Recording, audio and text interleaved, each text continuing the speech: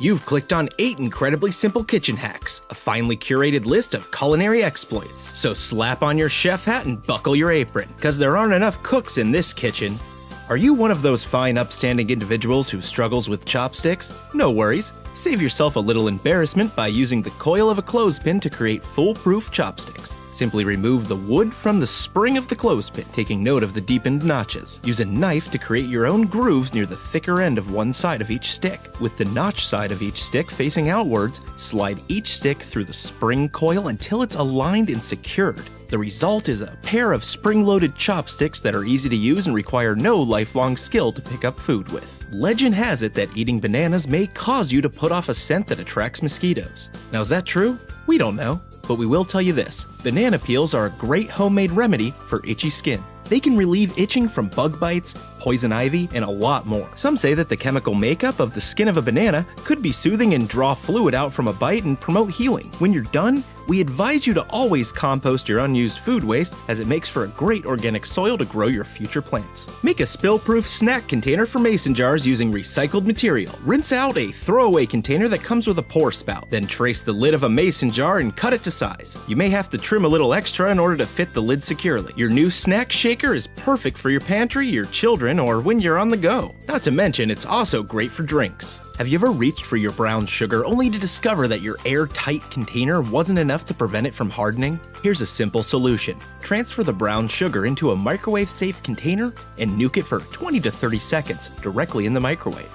Now, if it's as hard as a brick, go ahead and cover it with a moist paper towel first. The sugar should now be softer and easier to break up. It's ready to be used, stored in the freezer, or transferred back into the airtight container. Just adding a handful of marshmallows on top can also help put moisture back in, which will solve all of your clumpy brown sugar woes. If your waffle maker is only making waffles, then the only waffle is you. Preheat a waffle iron to medium-high heat.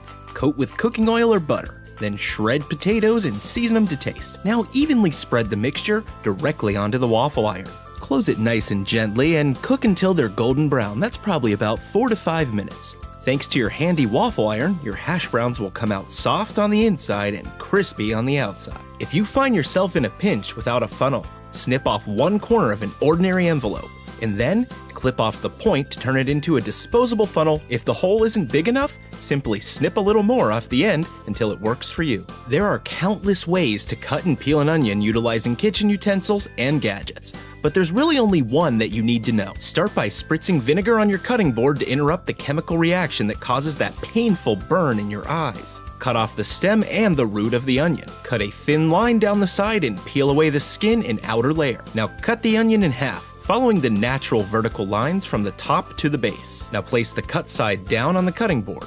Instead of cutting all the way through, this time, cut through 3/4 of the onion, leaving the root end of the onion intact. This will keep the onion together as you space out your cuts, depending on whether you want it chopped, diced, minced, or whatever. Then turn the onion sideways and cut perpendicular to the slices you just made. Now, if you still find yourself with tears, just keep in mind that they're tears of joy. Egg cartons have a million uses, but here's a great one for game night. Simply cut small slits into the bottom of the egg pocket and slide cards into each slot. If you want to plan ahead for more cards, you can also cut slits in between each egg pocket as well. Now you can keep your hands free and your cards private. If Uno's your game, maybe hiding the last handful in your hands is still the best option. If you don't like that idea, there's always a chip clip. I want to invite you all to join our notification squad. If you click the little gear button next to the subscribe button, it'll add you in and let you know whenever one of our videos goes live. A huge thank you from all of us here at Household Hackers Kitchen Hacking Emporium.